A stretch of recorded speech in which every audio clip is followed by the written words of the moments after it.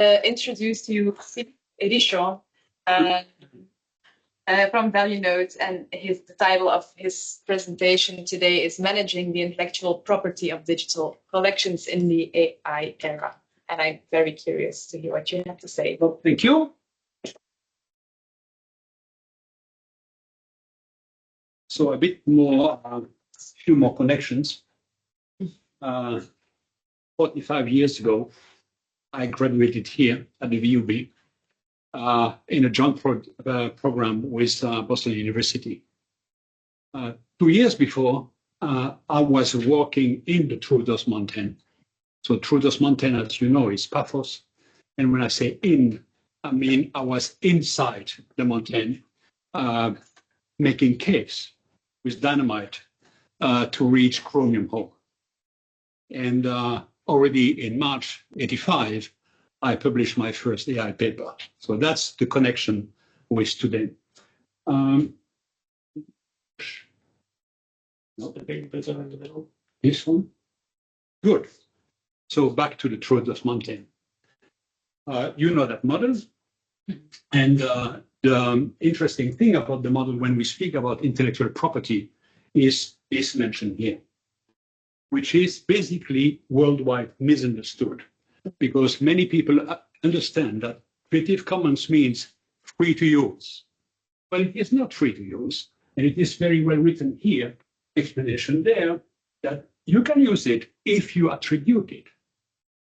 Worse than that, you can use it if you share alike, which means you can use it further if you say to further, please do the same, which means attribute the picture in the case of a 3D model.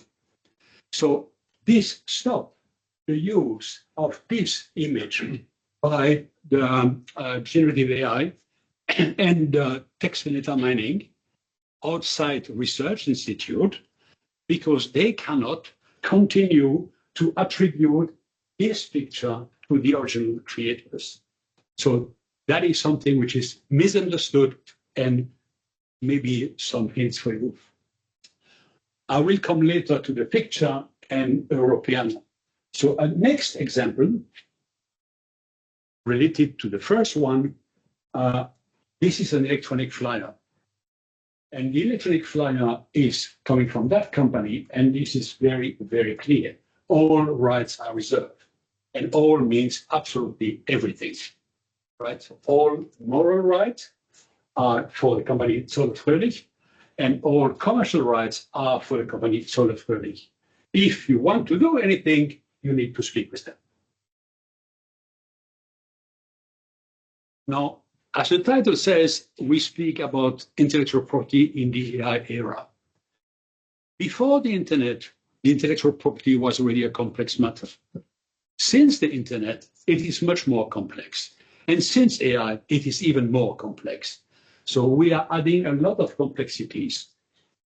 One of the things which is now different with AI is that due to the potential impact of AI, including on democracy, etc., we have important different legislation all over the planet. And that raised for us working in copyright data a much bigger problem. This is European law. It is not the same in China. It is as advanced in China, but not the same.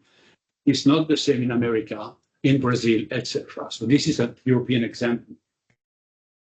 And some years ago, the revision at the time of the copyright law in Europe introduced two things. Introduced the exception for text and data mining, where basically, as long as you do text and data mining for scientific purposes within the scientific community, this is perfectly fine. And if you do it outside that ecosystem, it's also potentially perfectly fine if you respect what the rights holders are telling you. And the way to tell the rest of the world if you can use my content or not for further scrapers preparing large language model is based on information. That information is not yet standardized, and that information must be machine actionable. The law says machine readable, which is useless because if it is not machine actionable, you cannot do anything with it.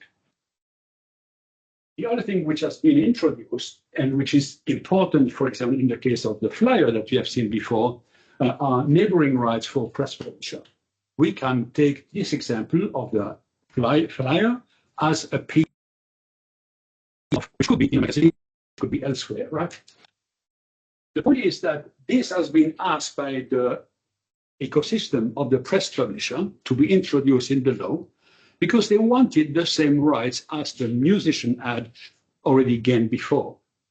The huge distinction between the music industry and the press industry is that the music industry can deal with that because they have identifier, metadata schema, etc. The press industry does not have that type of identifier or that type of metadata, so that's a big issue for them. More recently, the EU AI Act, which is now in a phase of implementation and in a phase of creation of code of practice, of guidance, etc. Two interesting articles for us today. Article 50, which asks for transparency, which means that we need to see as consumers, we are all consumers, if a content is coming from AI or not. Article 53C basically says that anybody working in AI has to respect everything about copyright. That's the summary. Now, this is one workflow which is standardized by an organization which is called IPTC. And IPTC produce standards and guidelines for the photographers, the news agencies, the news publishers, the media, the advertisers, etc. So this is where this workflow is coming from. So something is captured, ingested in a digital asset management, and then published. Fine, but not complete. We need, of course, to consider what happened after publishing on your screen, on the screen if it's a laptop, if it's a smartphone, and that's the content display. Because this is where Article 50 of the EU Act has to be respected. Another thing which is important, which I learned starting to work with Frederick and Antonella, is the intent and the objective of the capture. Now, this is extremely important because that has to do with the context, which will add a layer of authenticity and trust in what appears. So we deal with the full workflow, glass to glass, and even before the glass, why are we doing something? When I say we, it means all the community dealing with intellectual property. The consideration of provenance, authenticity, and entropy start here, never stop, they go back to here. The attribution of something to a creator will start at the latest at ingestion in the digital asset management. And the intellectual property right must be clarified at media packaging. And all those three lines, if you want, are going and are relevant until the display. Now, this is JPEG Trust, already introduced by Frederick. Basically, 4 parts, and you will see how the parts play in our example. The core foundation, as Frederick said, deal with provenance and deal with intellectual property right. The first edition was dealing with provenance. The second edition deals with provenance and intellectual property right. Here, as Frederick said, we reuse things which have been established before. So what is new in JPEG Trust is the trust framework. So it is this constellation of trust profile, reading trust indicator, creating trust report. So that is extremely important for trust. Now, this is one part of part 2, where we discuss about the trust profile, which makes a distinction between the family of Frederick looking at the picture of the damaged car and the trust profile of the insurer looking at the same picture. The part 3 of JPEG Trust is dealing with watermarking. And we deal with watermarking for 2 reasons. One, to mark some content, The other reason is that watermarking can be used to create what is called soft binding or persistent association between a media which is here and external stored metadata which are here. So that is the reason to deal with watermarking. And last but not least, a university is preparing a reference software how you can implement all of this. Now, let's go back to the 3D model and look at the aspect of intellectual property of that 3D model on the workflow from intent to display. And we start with intent, and at intent, as I already alluded to, it has to deal with the context in my little domain, and the context can be a trust indicator. What do I mean with this? As we can see, I found this picture on a Europeana website. And maybe I trust more the picture because I know Europeana and I trust Europeana. So you see the chain of trust from where I found something and the thing. Another reason to trust the picture is to read the text which is around the picture. All of that is context. And this is the part, or primarily the part of JPEG Trust, part 2. The little distinction between what you have seen previously from Frederick and here is that here I put the provenance in the metadata because that's what it is, and I have context. I don't know yet if we can automate the consideration of context in the consideration through the trust profile. So as you see, that was Frederick's explanation. We look at the media asset. That's this. The content, the context, the metadata, trust indicator set compared to a trust profile, and then we have a trust report. Can I trust the picture or not? So this is how it starts. Next step, we are in content capture. This is where we can use C2PA to get information about the creation of these. So C2PA gives you signal coming from machines, not coming from human. The machine can be a camera. The machine can be a system creating 3D models. The machine can be a machine used in documentary films to put all the rushes and bits and pieces together to produce the film. Those are machines. And machines can create provenance signals. So that's where it does. The legal relationship is with the EU AI Act 50. Now here we start two things. What do we do at JPEG Trust? We create trust profile, trust manifest. In the trust manifest, there is one box called trust declaration where you have two mandatory information.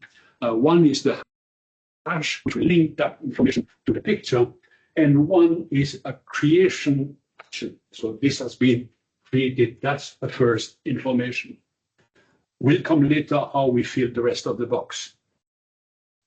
Important to understand is that those metadata that we are storing somewhere should be interoperable, otherwise they cannot be used by the next system, should be trustworthy, and which we can reach or augment the trust, considering that all those assertions are claims and all those claims have to be signed electronically. So that raises the trust and should be machine actionable.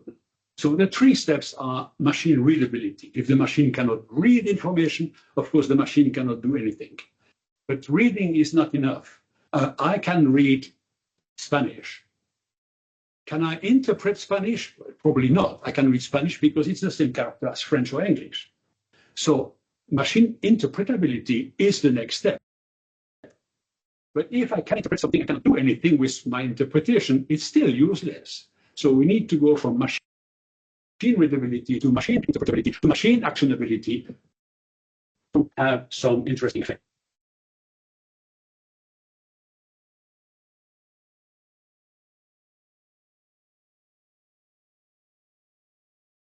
Where should I end up? Good. Next step, ingestion. So that's the moment where this 3D model is going at digital asset management. And that's the moment where it has to be attributed to someone. And that's where the moral right of authorship, paternity or maternity of the object has to be recorded. This is an old directive, so this is 25 years old directive, which define what are the rights management information and which says that nobody has the right to destroy them or delete them or transform them. So this is a relatively old directive, which is reinforced now by this Article 53C of the EU AI Act, which says you need to respect the complete acquis communautaire about copyright in Europe, which include that directive for 2001. We use, as you might have seen in Frederick's presentation, the Dublin Core, which is an ISO metadata set, to attribute this 3D model to the creator of the 3D model. It is the first next assertion in our collection of assertion coming in the JPEG Trust Manifest. We go to distribution, and under distribution, it can be useful to find assets which are here. I think I said so. No assets there, and the metadata which are here. And that's where watermark play a role.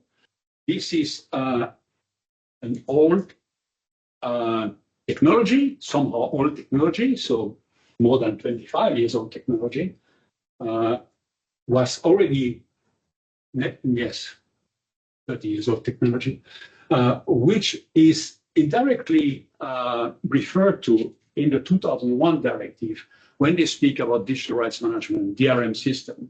So that's where this originated. At the moment of distribution, it has to be transparent, so it has to be marked as created by AI or modified by AI. This is a major logical gap in the current legislation because in the absence of marking, you cannot deduct anything. You cannot know if it did not need a marking or if it means that the marking has been deleted. So that is an important consideration because I think that in the coming future, in the near future, everything will have to be marked as no AI, AI, or modified by AI, which is not the same as what the legislation is currently suggesting or recommending or making mandatory. Next step, content display. So here in the content display, we need to respect this old directive and the new, relatively new directive on copyright. It relates to the Article 50 and 53C of the AI in Europe.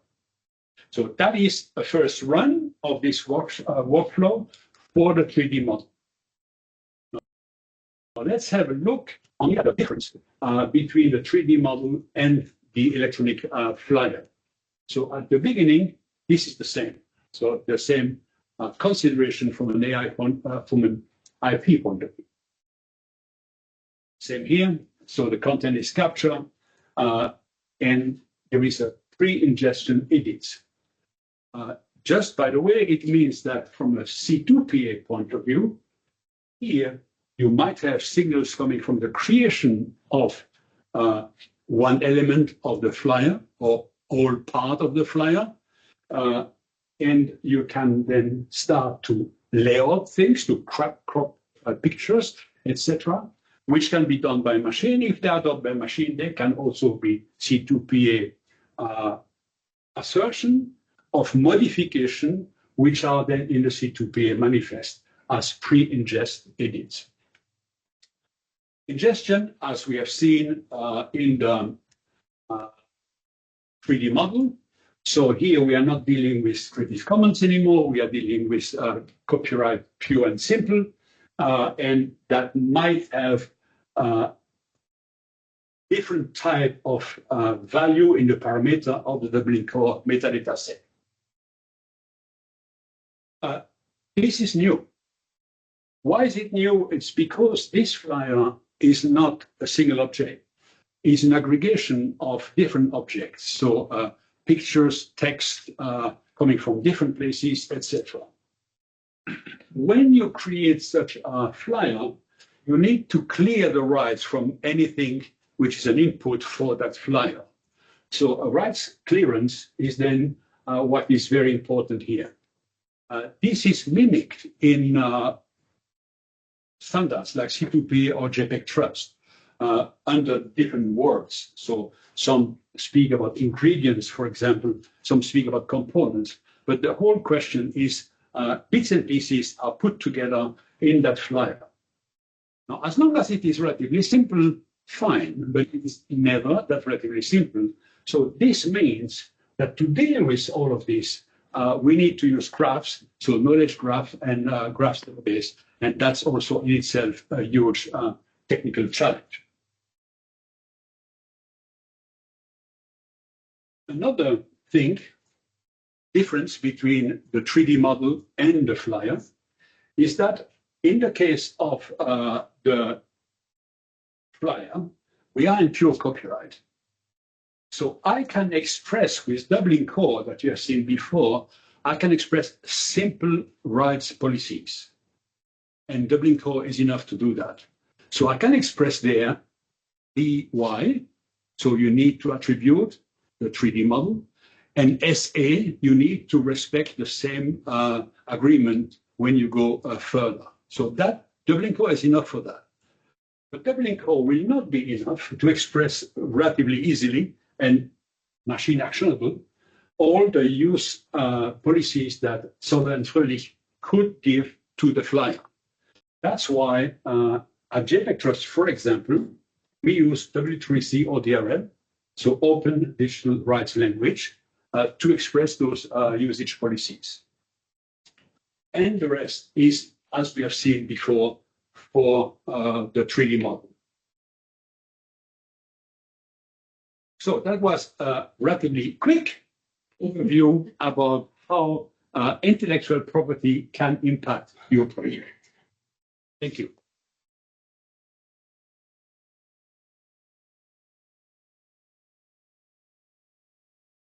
Thank you, Philippe, for your presentation. I will come forward now.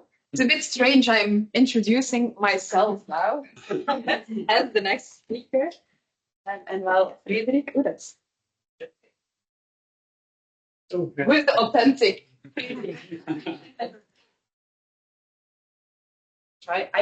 We are running a little bit out of time, so I really need my speaker notes and a timer, because otherwise I will keep talking. I know this. I will put the staple here. Everyone can see. Otherwise, you cannot complain to others anymore if they don't respect their time. No, that's yeah. Thank you. So, hi, my name is Axel van Malen. I was part of the Eureka 3D XR consortium, but I also work for MIMO, the Flemish Institute for Archives, and today I'm here to tell you something about how we approach AI in our institution. So before I start, I should tell you that MIMO is a service provider for cultural media and government organizations in Flanders. And for them, we digitize and archive content with a view of long-term preservation and accessibility of their materials. We make our partners' content available through different platforms for education and so on. And when I say partners and their material, I'm actually talking about 186 content partners already, with at this point around 8.8 million digital assets. So we have a lot of material to make searchable and accessible and to enrich with metadata, which we provide as one of our services for our partners. And before I dive in our workflows, I just want to quickly illustrate once again the why of AI and archives. And if you haven't found Matej Mohoric in the last few seconds that this image is in view, you have to know cyclists, but you might also start to understand that facial recognition can be a really incredible tool to enrich metadata and help us find pictures of Matej Mohoric. So with this question in mind and this why, at Mimo, we started to ask the question, how can artificial intelligence be leveraged at scale to annotate digital cultural heritage and improve its findability, and while also doing this in an adequate governance framework in our network of partners, because we are a service provider. So we researched this question for 6 years already in 5 different projects, some of them still running. It began in 2020 with the research project FAME.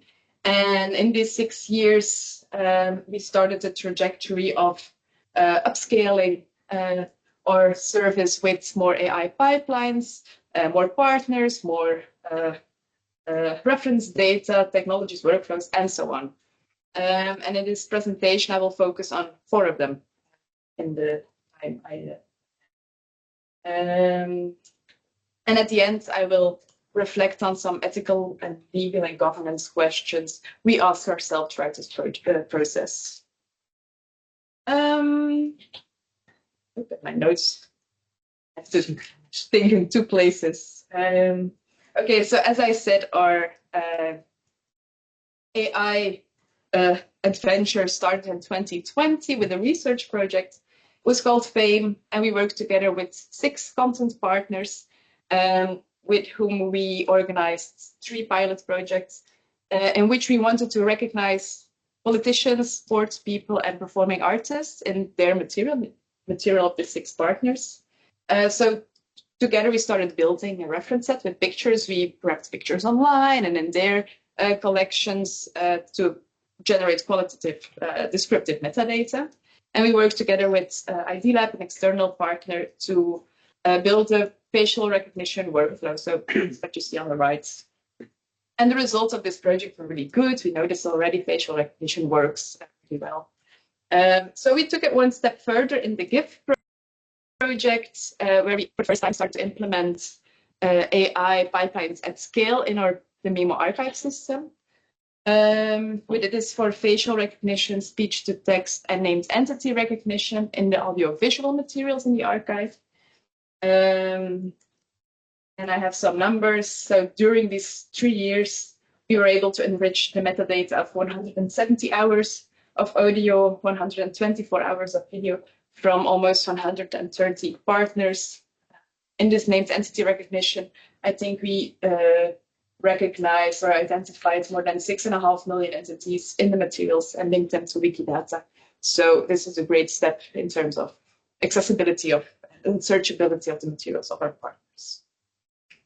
What's interesting about the GIF project, I think, in terms of like the community building and collaboratively working on AI processes, is that we created a tool for our partners, which provides like this shared reference set management. So what they can do is content partners can create a person, add his name, like Chef Sleeks in this example. They can add some pictures, and once a person has 3 images, 3 face crops in this tool, he will be recognized in the materials in the archive system. And the profile of Chef Sleeks in our tool is editable by everyone. So it's not if I from organization X creates this profile, organization Y can make adjustments, enrich it. But we always see our own AI metadata. This is one flow, just like creating people to be identified. But we also have detected faces workflow, which is also, I think, really cool, because what happens is that our AI pipeline also detects faces in the archive system. The pipeline will cluster them by similarity, and they are presented in this our GIF tool to the archivists that work at the content partners, and they can name them. And once we have this human in the loop in this process, the person will also be identified, recognized, and metadata will be created. So this is one of the mitigation measures we took to have some more control about who we want to identify in this 8.8 million objects. We don't want to recognize anyone. And in the next project, oh, I'm sorry, this was the human loop slides. And in the next project, Visual Name Authority, we are actually not working on AI directly, but we're upscaling this idea of a shared reference set with the sector in Flanders. This project is still running. It's my project. I've been working on it for a few years now. And so we're working in the same tool, and we're expanding this shared reference set with more authority metadata by persons. Maybe you saw in the image of Jeff Sleeks that there was very limited metadata, only his name, maybe a Wikidata identifier, and now we will add a persistent identifier from Visual Name Authority, birthplace, birth dates, that date if there is one. We will make this tool accessible for more organizations in Flanders and Belgium. Where the Royal Library, for example, is involved. And we want to create more use cases with the shared reference sets. For example, we want to make our partners be able to export the reference set so they can use it locally in their own systems for their own AI projects. They can use the PURI in collection registration processes. So we want to really expand the impact also of this work we're doing together. And then finally, and also a running project is Hermes. This is like this final step we're taking in upscaling and experimenting with AI at Nemo as a service also. So we're upscaling with new techniques. We're expanding the AI workflow with facial recognition on photographic materials. So this is new. Really cool, I think, is voice recognition. So we can say that Jeff Sleeks, he was the example, is identified in a radio interview, for example, at this and this and this time interval. All this data is shared with partners. We also do audio classification.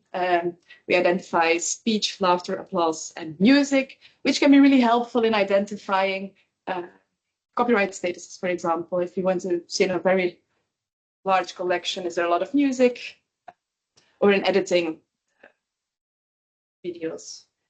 And so we already created transcriptions on the materials. Now we're also experimenting with the generation of summaries, which is maybe one of the most complicated flows because we are dealing with some hallucinations. We're expanding the tool a little bit, again with another human in the loop. Our partners will be able to edit the metadata, the AI-generated metadata, because we're thinking about making this AI-generated metadata public. We don't do this yet. We're thinking about it. But there's a lot of questions on authenticity related to this. And so we've been doing all this project work. We're currently also working out a framework for Memo as a service provider to provide this AI pipelines as a service, structural service for our partners. But as you know, this process of upscaling is not only a technical endeavor, but it also presents us with many ethical, legal, and governance questions, especially in this large collaboration we have with all these very diverse partners. And on these topics, we also want to take a kind of processual approach.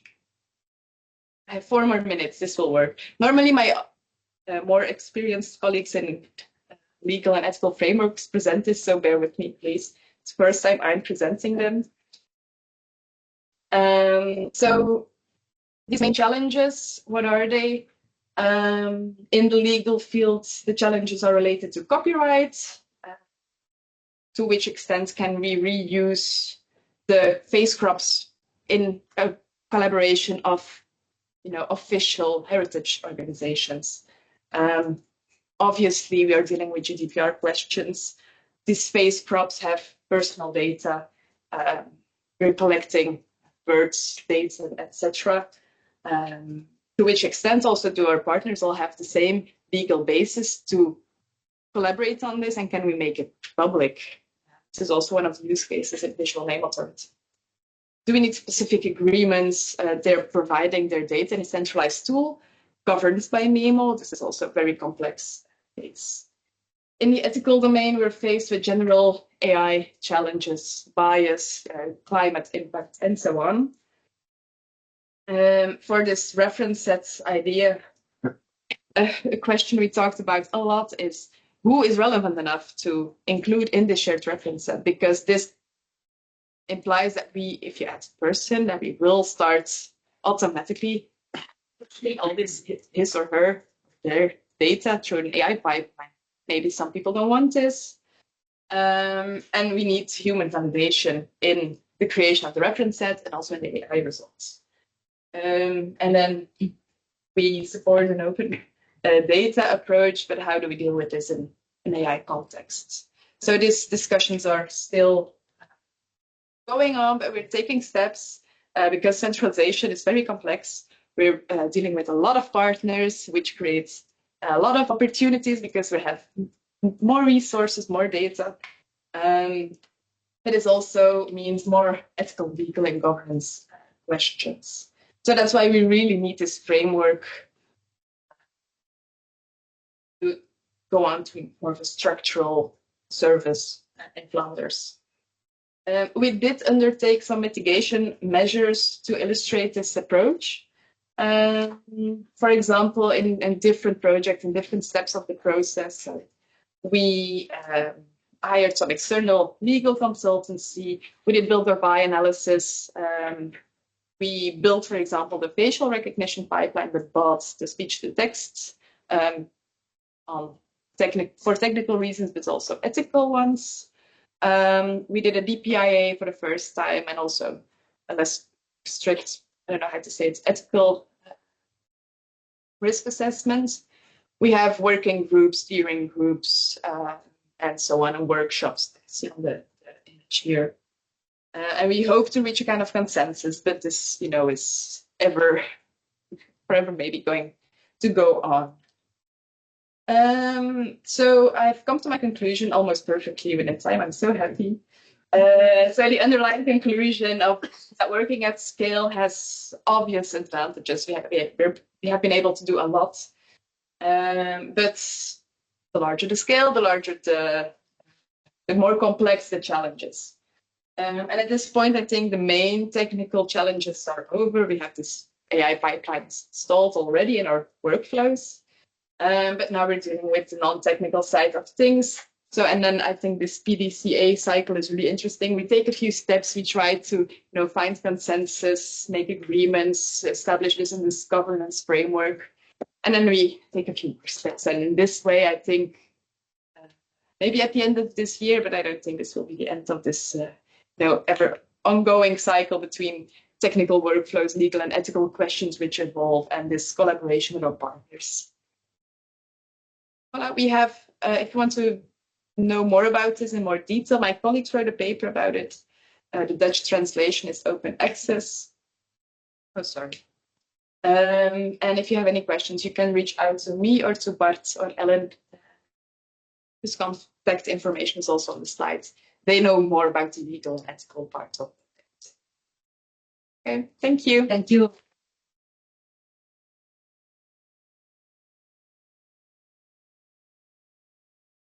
And I actually have to keep talking because it's to our next speaker, and I closed my laptop, so I don't know by heart who's next. It's Said. Said About Russian. Oh, yeah.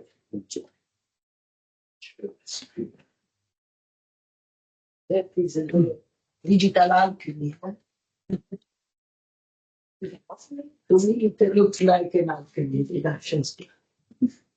Yeah, and unfortunately, Said and all the next speakers, we should try to stay as much as possible in the the allocated time because we are a bit late. I hope so.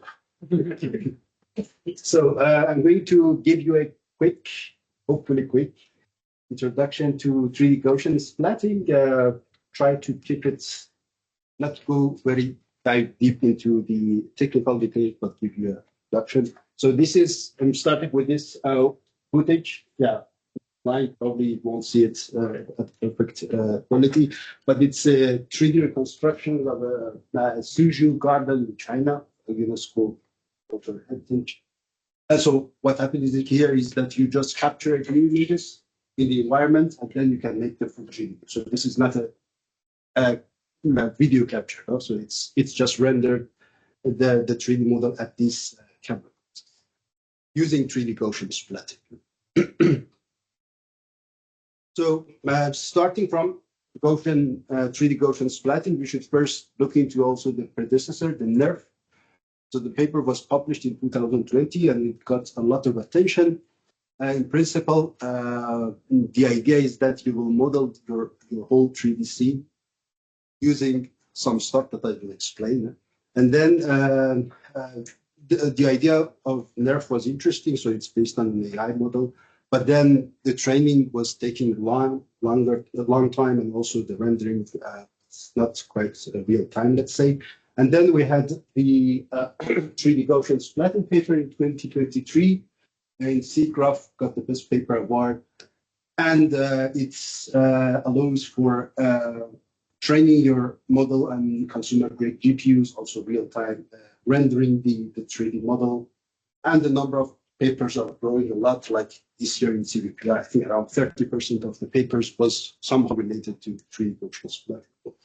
So just to give you a, let's say, short summary of the techniques. So we have this conventional photogrammetry. The idea is that you capture a few images of your scene, and then the idea is to do geometrical triangulation to build to actually get the point clouds, and then add texture, etc. But then there are a lot of problems about how much details you can preserve, what is the rendering time, the simulation of the light rays, and so on. And then NERFs comes. So as I said, it's a neural network. And the idea is that if you want to see certain view, you actually should simulate how the light rays cast at that direction. And this has been done using this multi-layer perceptron, where the input is the 3D position, the XYZ in the space, and the direction that the camera is looking at. And this network gives you the color information and the density. It is that how much light is absorbed at that specific location. And then if you want to see, and then you can actually calculate these kind of information across the ray, sample the light, and then finally you need to do a kind of, let's say, volumetric rendering to blend all this information to get the actual final pixel values and the color. Gaussian splatting, do rather the same, but instead of really sampling the points, it used something called Gaussians, and which I will explain. The idea is that when you make these Gaussians and you want to see an image space, you should map from the 3D to the 2D and then blend these Gaussians, each of these Gaussians on the final results. So just this is on the top, you see the idea of the Gaussian splatting. I will go step by step toward the methodology, but not deep into the mathematical details. So we start with a point cloud. So it's basic. You can use the basic photogrammetry structure from motion to get the location of the points in the 3D scene using your views. And then we initiate the 3D Gaussians. From the 3D Gaussian, you try to refine them using the optimization methods such that finally you get the Gaussians in your space. So the first step, getting the point clouds, and then initiate the Gaussians. So in principle, this is not part of the 3D Gaussian splatting, but both the NERF and the 3DGS are doing this because you need to start from the point cloud. So the idea is that if you want to, let's say I want to capture this apple, the center and the scene, you will just get your camera, you capture a lot of high quality images around this scene. And then you use the technique of structure from motion such that you can first know that where these cameras are located in the 3D scene and in which direction they are looking to. And beside that, you will get the pixels that are shared between all these views, where certain 3D point is located across all these camera viewpoints. So finally, the structure from motion gives you the camera locations, the directions, and a set of point clouds that roughly actually represent the scene. Of course, it's not the highest quality. Also, so this is the starting point now. Then in each of these point clouds, you will start the Gaussian. So you can consider Gaussian as a fancy point cloud. So it's not just a point, but it's a kind of bigger blob that explains the colors, etc. So in conventional ways of photogrammetry, what you do from the point cloud, you make the surfaces out of the points. You can then make meshes, you add texture on top of it. And then, you can improve it, let's say, with better details. And also, if you have a good renderer, you can simulate the impact of light in different directions, right? So this is, you see that here, probably it's not the most optimal representation because the idea is that, okay, the apple, for example, has a certain color, but actually when you move around, the color will change because what you see is not actually the apple, but how the light interacts with the apple. Then we come to the next step of after the initialization. So we come to the core idea of 3D Gaussian splatting. As I said, you initiate the Gaussians and then you optimize it for your own scene. Huh? And so I'm not going step by step here because there are a lot of details, but I can just tell you what is Gaussian. So this is a 3DGS model of a scene. It is rendered on a browser, so real time. And if you zoom in, you see the Gaussians actually. Yeah? So these are kind of blobs that have different directions, have different shapes, and they define your space. And actually, the 3D model is represented by millions of these Gaussians. Huh? But they are quite fast actually to train and especially to render because of the rasterization techniques that is used. Huh? So just from this, I want just to show you how these Gaussians would look like. Huh? So these are the Gaussians. Mathematically, they are, let's say, kind of blobs in 3D space. We also have from the scientist Gauss, we have the 1D, 2D, and the 3D.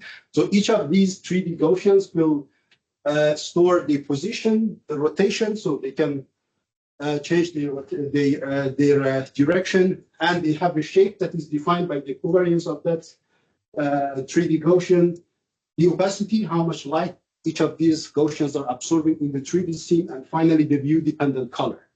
So in principle for the view-dependent color, because you see actually not the scene, but you see the Gaussians, and if you move around the Gaussians, you expect that you see different colors. But it is impossible to render all the, let's say, colors at all the directions. Huh?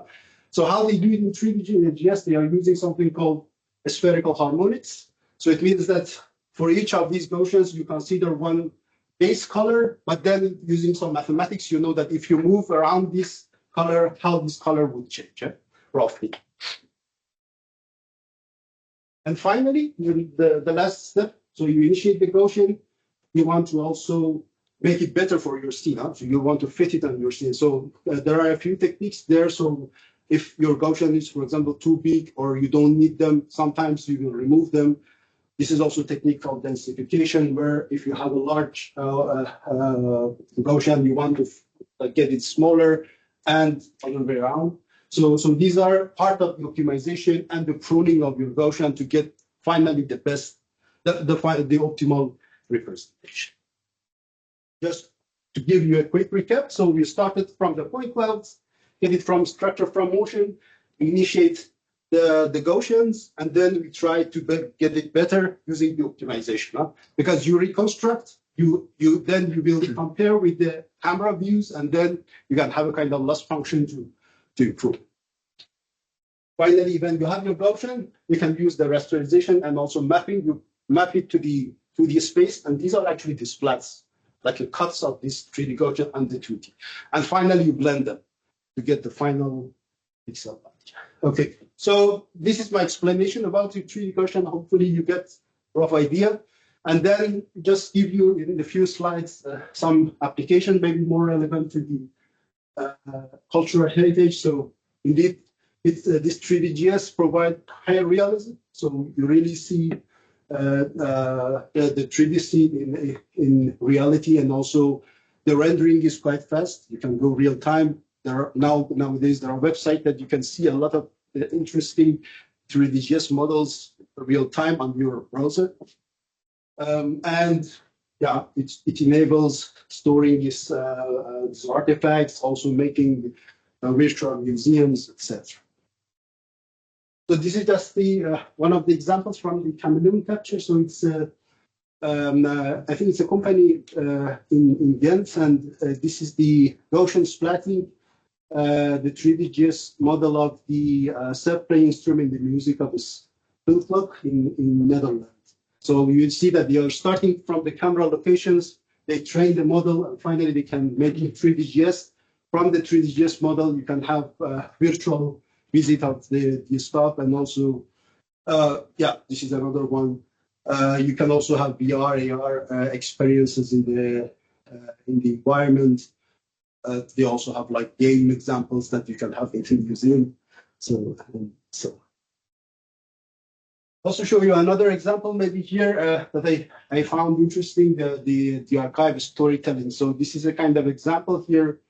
So a user actually get this photograph, like an old photograph, bring it to the colorization. Also used, for example, some images from the close area of that region, and then try to really better simulate the lights. And finally, you can actually estimate the depths of these 2D images. Somehow it's not accurate, but it's enough to give you a kind of feeling of 3D. And finally, you can use the 3D to make this model. So you see the splats. And then, yeah, it becomes an explorable spatial experience, creating kind of dialogue between the past and present, just from your 2D black and white image. Industry 3GS is already, let's say, integrated in many apps and also in many software. So if you look into this, especially this website, radiusfield.com, they always have a lot of updated information about which softwares this 3GS is integrated. Also in example here, I put the portal cam of XGrid, that now you have a LiDAR, portable LiDAR system, where you just get it and walk around. So it will capture, and it also have the 360 camera. So in the same time, you get the point clouds and also the images. And they also have the software that right away it can make the 3D Gaussian splatting model for you. Huh? So you can have the 3D of your environment quickly. Yeah. So what's I am doing, so besides the other research that I'm doing here at ETRO, so this standardization, I'm chairing the JPEG radius field, where this is exploration and radius field, especially on 3D Gaussian splatting, where we are looking into the compression of these models to make these, to make them possible on mobile phones, like real-time rendering and so on. It's now, as I said, it's on the exploration phase where we are looking into the use case requirements. So it's already released in the meeting in January 2026. Now we are looking into the best practices for evaluating the proposals for compression of these kind of models, how they should be evaluated subjectively and also objectively. And now we are reaching to the point that we want to go for draft auto proposals and hopefully final one next. So this is all from my side. If you're also interested to involve in this activity, also get updates, please subscribe also to the JPEG RF reflector. And thank you for your attention. Thank you.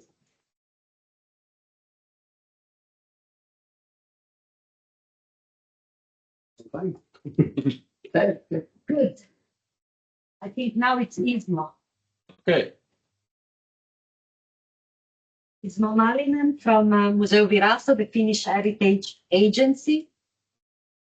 And the title of your talk is AI at the service of cultural heritage. So Thank you.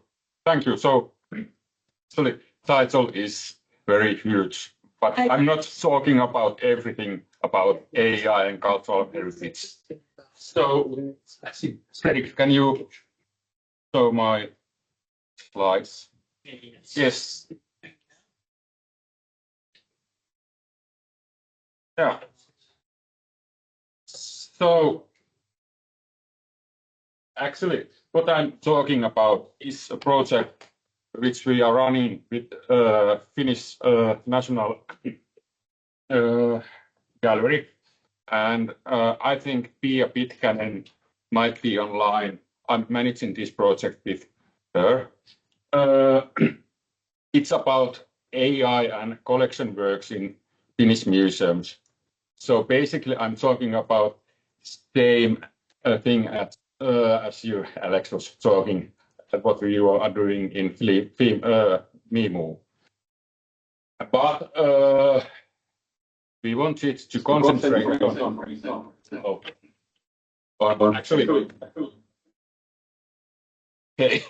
images and using AI technology in images and collection works. And the, of course, a reason behind this is that we have lots of collections in Finnish museums, as everywhere.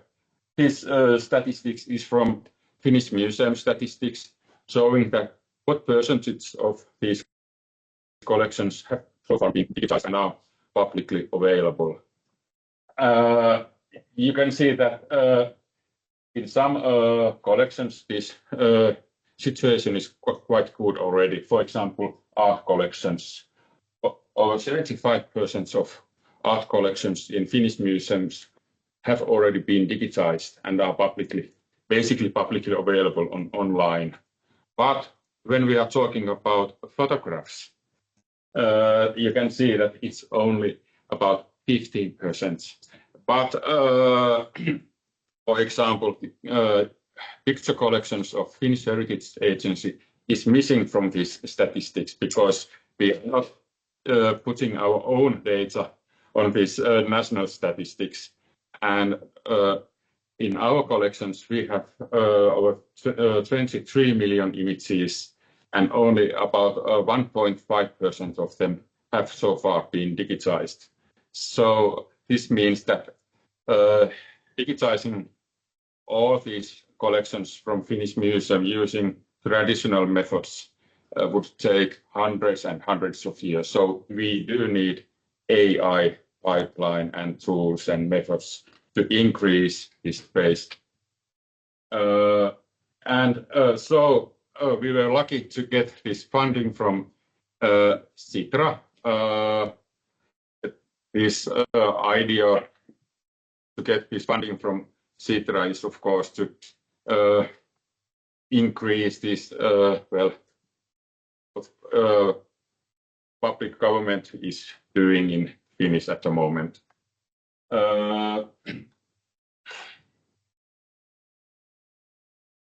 So these objectives of our project is actually the same as you are doing at MIMU. So we want to increase this AI competence in Finnish museums. I will be talking later about survey we did last year because we wanted to see what the situation is at the moment. But of course, we want to have actually new tools, workflows, pipeline, and processes in collections work. Not only some pilots, but the idea of this our project is to get working tools, workflows for Finnish museums, at least to Finnish Heritage Agency and Finnish National Gallery, but to get them usable for almost every Finnish museums later. And of course, this means that this final goal is this impact, how to increase digitization of collections and reuse of our collections. Those are some statements from our plans, what we have promised to do. And when we are talking about AI, I just put some words. Basically, what we are talking today is trust and sustainability as well. And when we are talking about trust and Finnish museums, we just heard from a new survey about trust in Finland. And according to this survey, museums are trusted more than, for example, universities in Finland, which means this level of trust is so high and we must keep it in the future.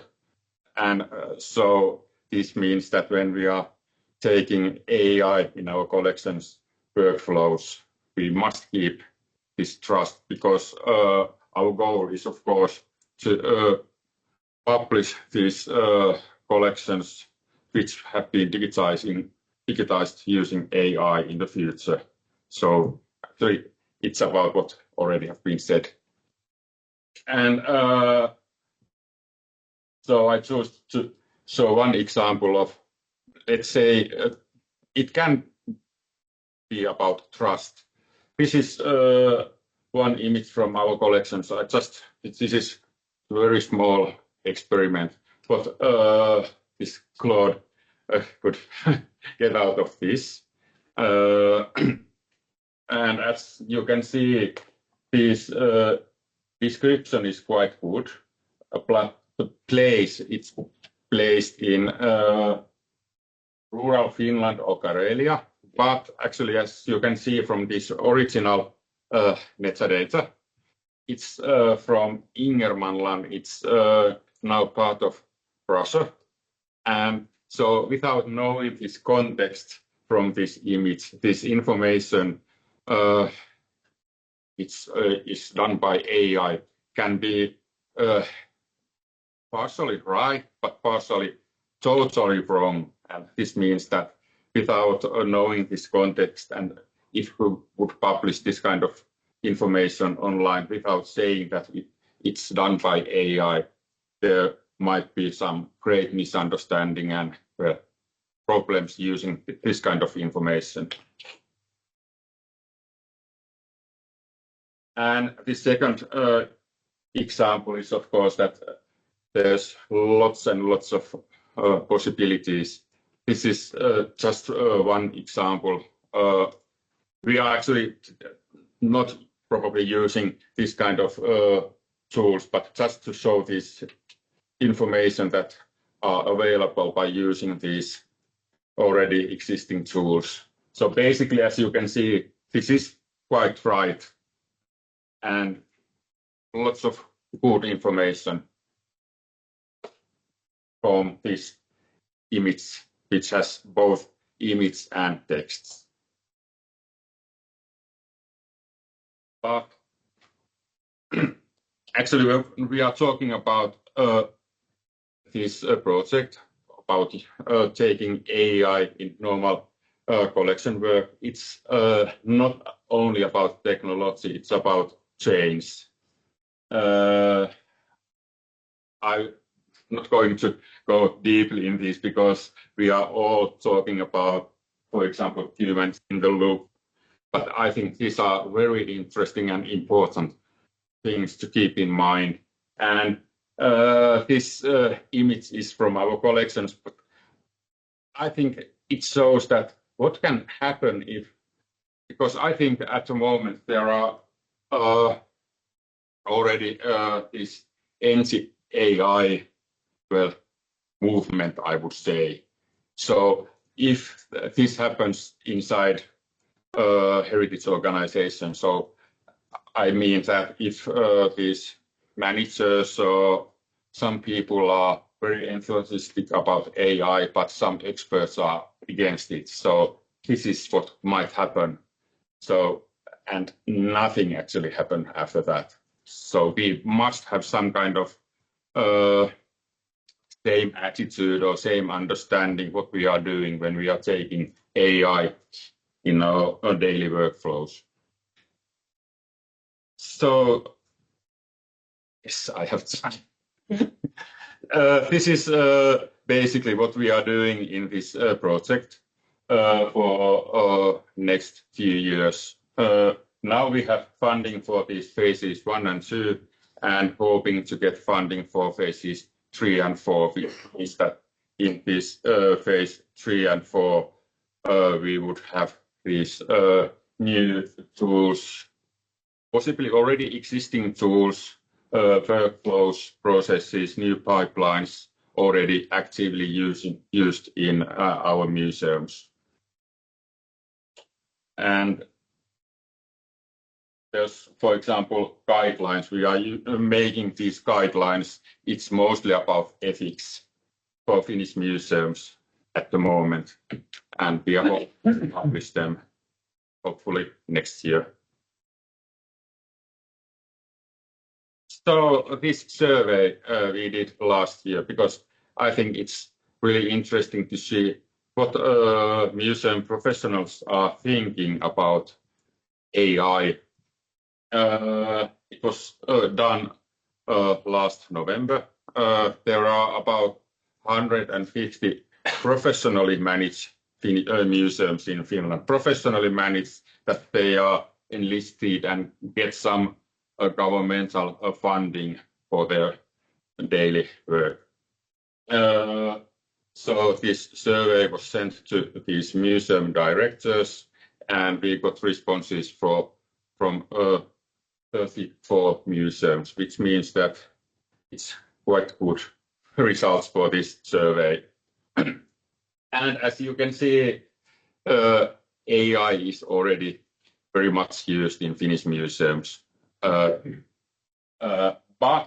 how it's really interesting, because actively used, it's less than 10%. People are starting to experiment. There are some people interested to test AI, actively use, but I would say that majority of these people working in Finnish museums, they are not actually using it as much as could in their daily work.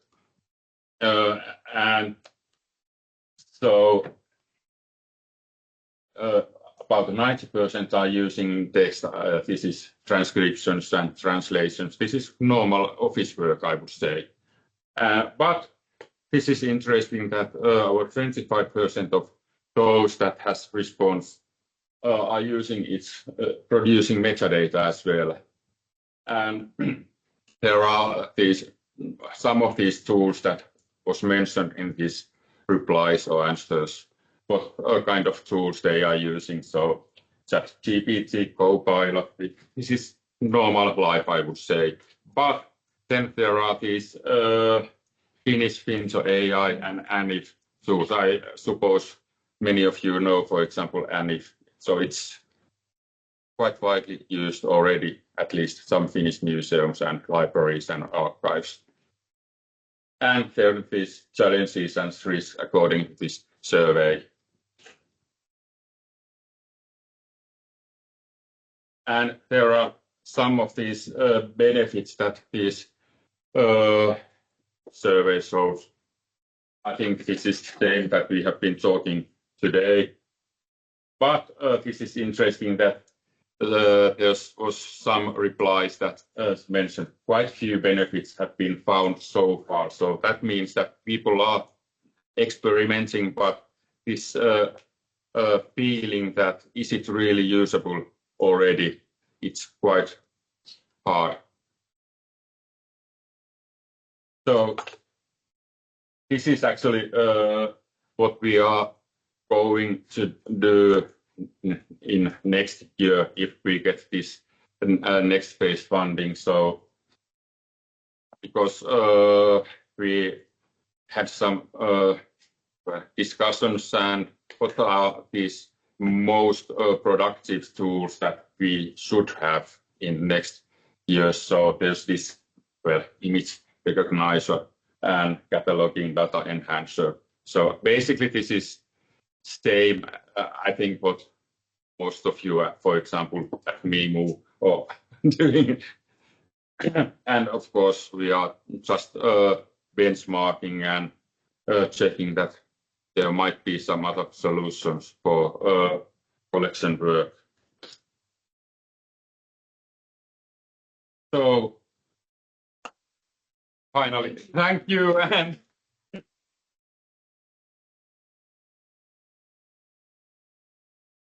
yeah, we should keep talking.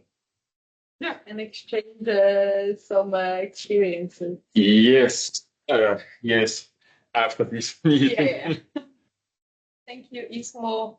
I forgot to introduce you. I now realize. Maybe I was a bit distracted. I'm so sorry. But going on with the next presentation, AI-powered knowledge discovery in digital collections, is Nicolas Nadisik. Sorry, Nadisik. From KIPA and Ghent University also.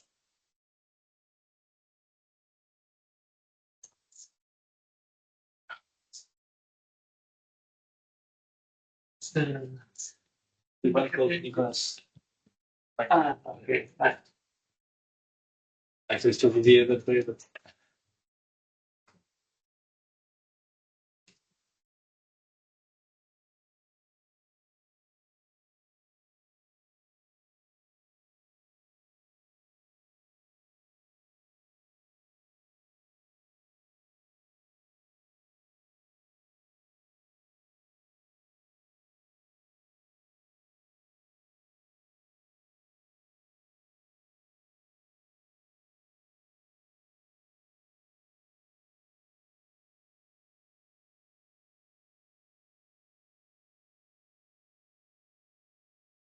Thank you for the introduction.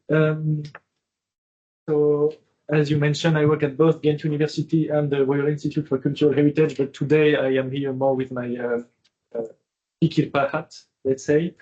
I would like to thank Edwin for providing some of the slides. He could not be here today, but yeah, he participates in on my own. So if I say something stupid, it's my fault, not his. So for those of you who don't know, KIKIRPA is one of the 10 federal scientific institutes in Belgium. It is dedicated to the study, conservation, documentation, and valorization of the cultural heritage in Belgium. The part that is most interesting to me is documentation and valorization. And this concerns a very wide definition of cultural heritage, mostly material with paintings, sculptures, tapestries, manuscripts, but also buildings, precious objects, and photographs. We are also maintaining Balat, which is a database of more than 1 million photos documenting Belgian cultural heritage from the 19th century to now. And we also store not only the photos themselves, but also in many cases the negatives, the pre-digital photographs, which is quite unique, I believe. This is an example of 2 objects we have in our database. You can see here that we can have sometimes very detailed metadata, for example, on the iconography. On this golden car, we have like a lion head somewhere, and this is in the metadata. This is something that was done by hand many years ago. And for some objects, we will have this very precise, very useful metadata that we would like to leverage better. In some others, unfortunately, we have a very limited metadata, almost no description. And as you can also see, one of them is in French, the other is in Dutch. And this is a limitation sometimes when we want to explore our database. So we are currently redesigning Balat. The old Balat was really made for experts, so for art historians to use. It was quite difficult to use for the general public, and if you don't really know what you're looking for, it was hard to find it. And the new Balat we have is much more user-friendly, accessible also to the general public. So this is like the old one. As you can see, we have a lot of search fields. like I think the first time I wanted to search something here, I typed atomium and I had only 2 pictures. But then I typed latomium and I had like hundreds of pictures. This is the kind of things you find a hard time to use if you are not an expert. And the new ballot that will be online, I think on Tuesday, have a single search field, of course. So you can still, if you are an expert and if you know a lot, you can give all this information to refine your search. But if you are not, you should be able to find things much more easily than before. And we are currently working on different AI tools to improve the way we interact with this database. An important thing is the translation. As I mentioned, the database is bilingual. This creates sometimes friction. We would like also to develop OCR. This is maybe less relevant today. Most relevant are metadata enhancement. So for some objects, we don't have descriptions, we don't have metadata. So it would be very hard to find them in the database. If we don't know, for example, the artist or the place, it would be almost impossible to find these objects. But if we could have an AI tool to generate, for example, the objects detected, then they could become text that we can search for in a very classical manner. And another topic that I will detail today is the reverse image search. So trying to find images not by the metadata that is sometimes lacking, sometimes missing, or sometimes incomplete, but looking for images through visual content by inputting one query image and trying to find images that are similar in the database. So this is the focus of my talk today. This problem is called content-based image retrieval, where the goal is like given one image, try to find in the database the images that are similar in the content without using any metadata. The challenge of this problem is what we call the semantic gap, that between the picture, let's say this painting, and its representation in the computer, there is a huge gap. Okay, so here we can see here it's a painting with 2 characters naked with some leaves hiding, and they will be represented as this 3D tensor, where like for each pixel we'll have RGB values. And if I take the same painting, if I take another picture of the same painting with a different light, a different angle, a slightly different camera even, these numbers will be completely different. And we don't have a direct way to match them. And the definition of visual similarity itself is not clear at all. There is not one mathematical definition. So the basic setup of content-based image retrieval is to have what we call a feature extractor that will be able to convert a query image into an embedding. And hopefully, if this is built well, embeddings of images with similar content should be similar in the latent space. And then we can use some pairwise similarity measures to find the distance between the query image and the reference images. And we can I will not detail here how we build the feature extractor. I wanted to stay a bit high level, not too technical, but I have extra slides in the end if there are questions about that. So this is one example with one painting. When we input each one in the system, we get here the top 10 most similar images. And we see it's mostly the same artistic style and mostly the same iconography, so like a virgin and child. But then when I have these results, so it's already quite useful for some cases. For example, if I am facing with an unknown artwork and I want to identify it, if it is in the database, I will be able to identify it. But there are other use cases.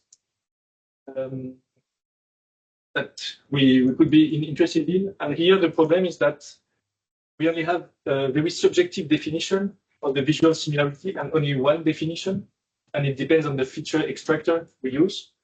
We have the results in a take it or leave it way. So like if I am happy with those results, I can stop here. If I am not, I have no way to go further. And I have no way to interact or to continue my exploration, to enter a kind of dialogue with the collection. Coming back to this definition of similarity, I was asking myself, okay, let's say we have this painting that's a lamentation by Rubens. Which would be the most similar? Would it be a black and white picture of the same painting? Because if we look at the digital files, they're actually extremely different. Okay, the pixel values are very different. Would it be a painting of the same style by the same artist? Or would it be a painting of the same iconography, the same religious scene, but by a different artist? This one also in a similar style because it is a Van Dyck, so he was an apprentice of Rubens. And instead of trying to define this similarity, what we decided is to just forget about this question. We are not able to answer it, and instead focus on the intent of the user. So what could be the intent of a user using image retrieval? The first one I mentioned, identify an unknown artwork. This works already. If you use Google Lens, if it is in the database, you will find it. But other intents, especially from the art historians, will be to explore visual themes. So, for example, find artwork with the same style, same composition, same iconography, same color palette, same repeating pattern. And these things are quite hard to define mathematically. So what we chose to do is, instead of defining a priori what you are looking for, define it interactively by asking feedback to the user. So here we have the same system as before with one difference. When we have the retrieved images, the most similar images, the user can give feedback, either positive or negative, to say, yes, this is relevant, this is what I am looking for, or negative to say, no, this is not what I am looking for. For example, here I am saying, okay, this is a lamentation, this is a lamentation, I am interested in that. This is not a lamentation, although it is the same style, the same artist. I'm not interested in that. I want to focus on the iconography. And then we will reiterate this process with now not a pairwise similarity measure, but a one-to-many similarity measure, and retrieve the images in the database that are most similar to this group of positive query images and least similar to the negative query images. So one example with this same painting. Here, the top 10 images are all quite similar, but only 4 of them are actually lamentations. So I will select them with a positive feedback. Here, again, the same process. And this is really far from what I am looking for, so I will give a negative feedback. Here, we observe something strange, that we start having completely irrelevant images, but I can explain in the end if we have time. And if we give negative feedback to all of them, after a few iterations, we start coming back to what we were looking for. And in the end, after like 5-6 iterations, we have a collection of lamentations in sometimes different styles, different centuries, and different color palettes.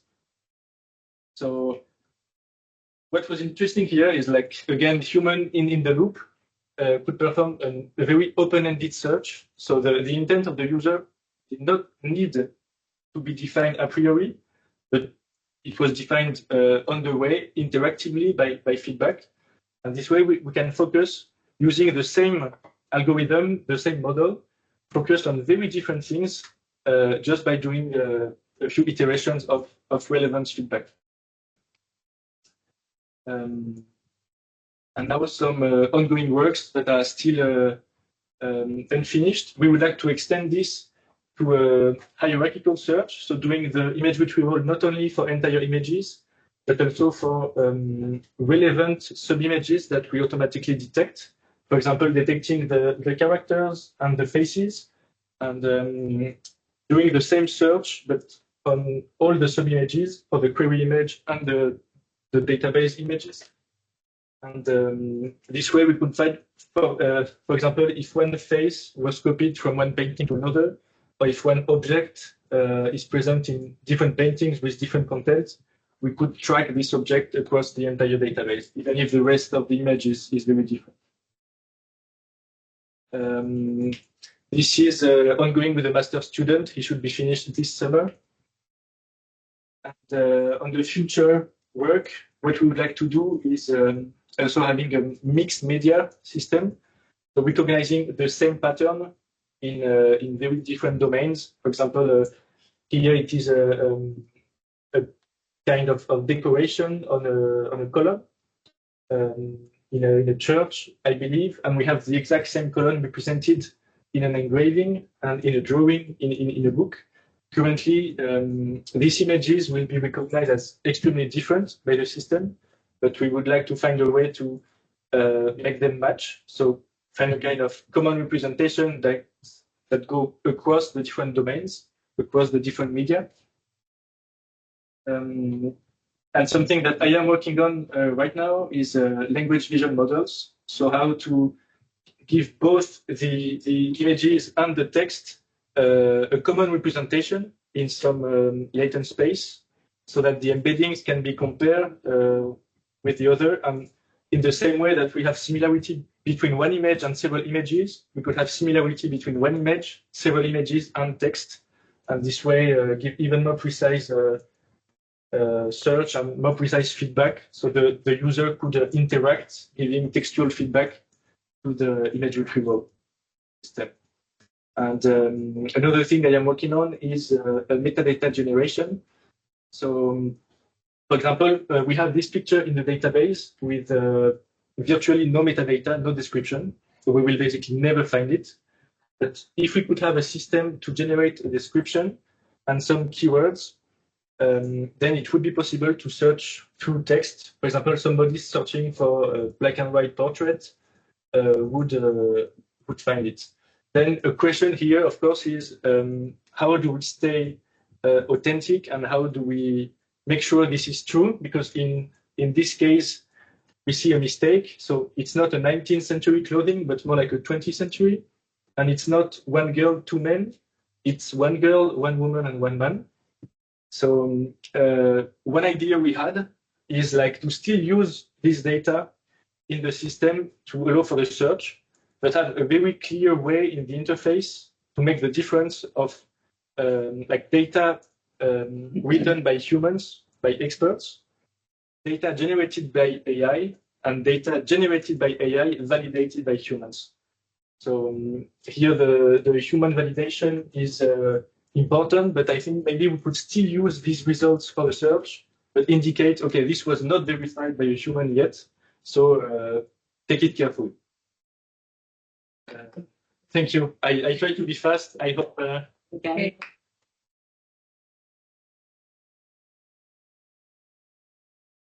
Thank you, Nicolas.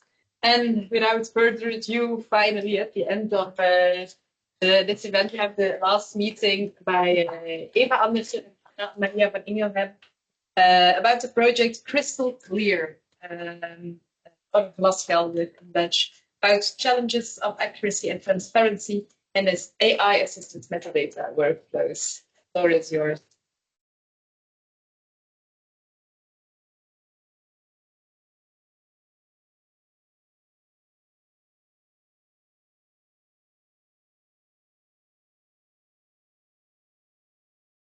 And after this presentation, we have some for questions. I know we went past the time for this event, but I think it's really interesting to maybe foresee some time for questions. So, but maybe if you have some, start putting them in the chat already. Then we. Thank you. Hey, hi. Thank you everyone that we can present our project here.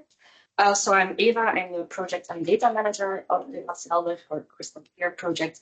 And Anna, my colleague, she works with the Digital Heritage Collection at the University of James Oak Tower. So what we will talk about today, I will first tell you a bit of general information on the project.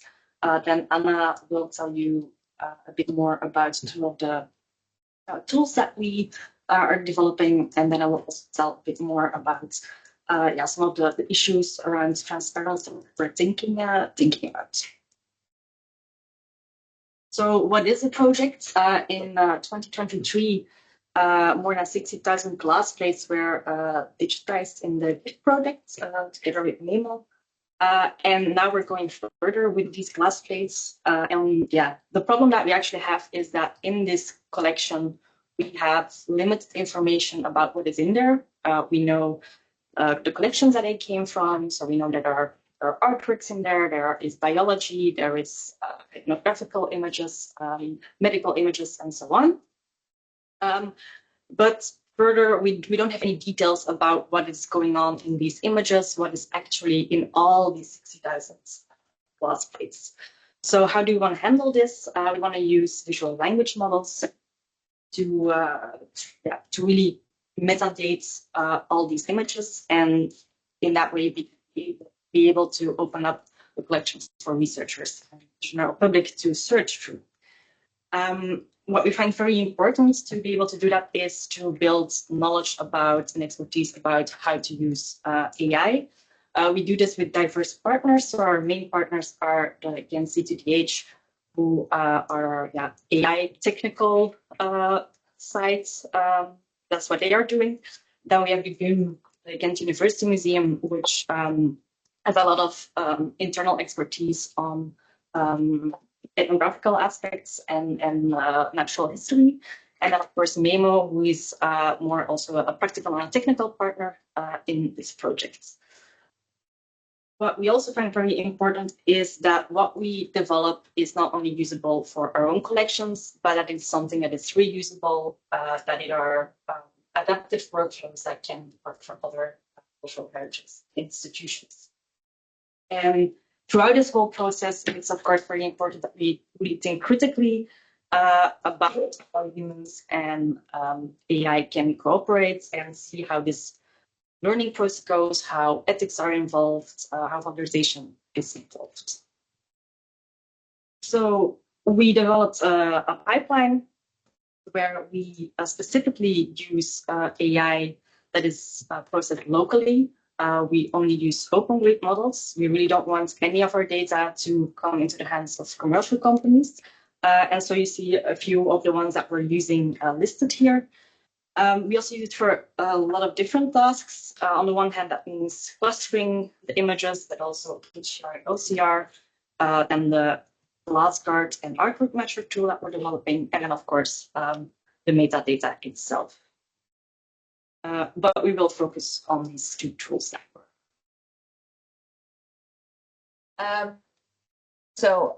First of all, glass guard in our collection of glass plates. This is a very large collection, and we are aware that there are ethnographic, nude, and violent images present in this collection. But the problem is that we don't know where those images are or what they actually depict. So we have created glass guard to detect these images. We let 3 different AI models look at every image, and based on a policy that we have created, we let each AI model assign the image the label of either safe, unsafe, or potentially problematic. And then based on a majority vote between the AI models, the image receives its final label. This is what that looks like. The video wants to... Oh, yeah. Yes, okay. So you can see we're using 3 models currently, LavaGuard, Pixel, and Quen. You can see the label they assign each image, and it also gives an explanation of why it assigned that label. And in the explanation, it refers to the policy or what, like, elements of the policy that it thinks it recognizes in the images. So yeah, this allows us to efficiently filter out some potentially problematic images, which are then all finally checked by a human. So everything that's potentially problematic and problematic first goes through to a human, while the rest of the images can just easily flow through to our online catalog. So this is a big time saver for us. Instead of needing to have a human check 61,000 images, they only need to check around 3,000 images. But of course, it also raised some questions and challenges for us. First of all, with regards to like the inter-rater agreement, not only between the human annotators, but also among the different AI models, because this is such a subjective field, of course. And then secondly, also about what these safety labels that we're assigning to them mean in the first place. It was and still is quite a challenge to create the policy documents that the AI models will use to assign these labels, because things like the difference between sexual and non-sexual nudity, like what is appropriate nudity, what is inappropriate nudity, these are things that often require some human gut feeling. So it's quite difficult to try to write that down in a document that is like usable for an AI model. But of course, this vagueness surrounding everything with this topic is exactly the reason why we chose to let 3 different AI models kind of debate each other and always let humans have the final say on what to do with the images. And I do want to be clear that we did not develop this tool to censor any of the images, but at the Ghent University Library, we make the distinction between images that are freely accessible on the online catalog and thus on the web, and images that are behind a sign-up wall.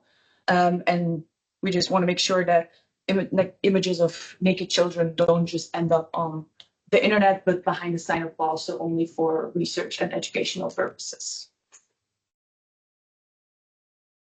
Then secondly, we want to show the artwork matcher. Another large subsection of the glass plates consists of art reproductions. So think paintings, sculptures, buildings, mostly from the architecture and art history departments. And for example, if we have a glass plate depicting the Mona Lisa, we don't want or need to send this to a large language model because we know that there's already high quality verified metadata about this painting available through linked open data and in online databases. So the artwork matcher automatically links these art reproductions in the glass plates to existing metadata in online databases. This greatly reduces the amount of glass plates that need to be AI metadated from scratch, which then reduces the ecological footprint of our AI usage, which is something that is important to us. But to be clear, this tool is still AI. We're using a specific computer vision model to encode and create fingerprints of all of the images and then match the images together.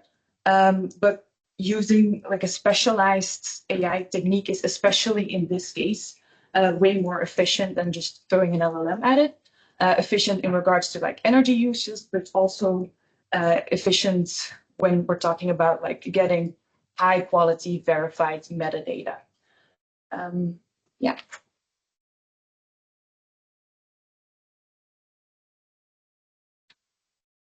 Back to me.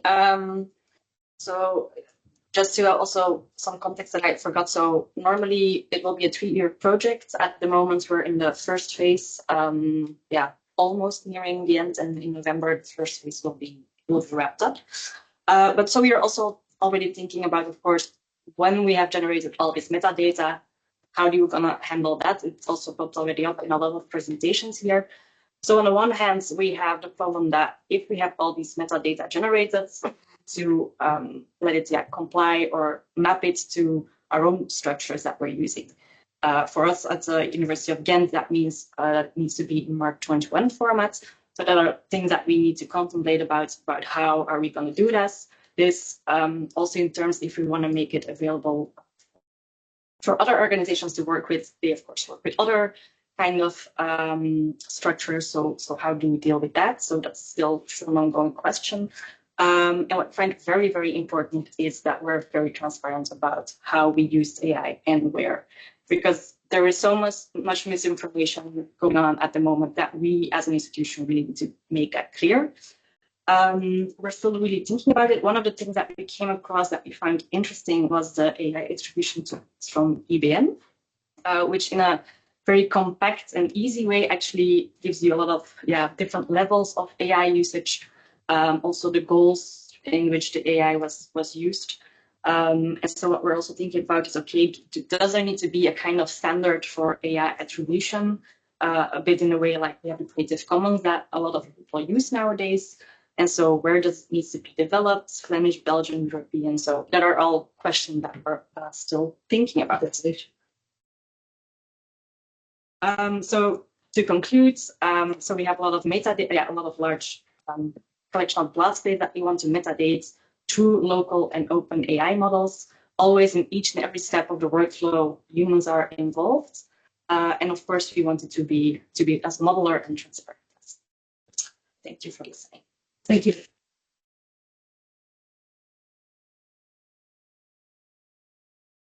Thank you so much. This was the last presentation, and I think putting everything together, this was so interesting because we touched upon really many aspects, I think, of AI and the authenticity question in AI-assisted digitization workflows, metadata enrichment, different AI techniques, different use cases. So yeah, I'm really happy that this all came together. I still have to think a little bit and draw some connections for myself. But I saw that Antonella put a question in the chat, and maybe you want to take the floor and elaborate on this and share your thoughts. Yes, I see Marinos is raising the hand. No, but ladies first, please. Yeah. Donella. I know that You are the boss, yeah. I note in the chat it is Overcoming the problem. it is a general reflection that today we have a look at AI, different AI experiments, and we were fascinated. But I think that we realized, even through these experiments, that we need contents. And if we need the contents, this means that we need to spend the money on digitization.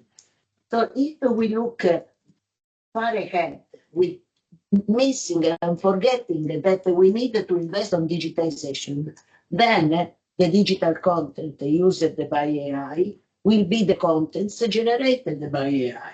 And so the cultural heritage sector risks to remain outside this process. So I had this kind of reflection, listening that, because we are fascinated by this alchemy of AI. But without the authentic contents produced through high quality digitization, so the past, where are we going? So it was a question for everybody. Marinos. Yes. First of all, congratulations to all the speakers. Very impressive presentations. I learned a lot, but I will come back to you, Philip, the key example from the monastery in Cyprus. That was the most complex digitization that we ever had on the island. And for your presentation, I have to say, first, we got all the rights and permissions, legally talking, from the owner, from the monastery, first. Secondly, from the bishop. And third, from the archbishop, entire hierarchy. Secondly, we work with ZNF together. They were on the site. It was a very complex one, digitization. If you investigate the case, the pilot, the monument is an object under threat, high risk. Even after the digitization that we did and the first results coming out, the government had to jump in to help and support with a urgent budget released of 1 million to save what it had to be saved. Because the monastery, the entire monastery was moving.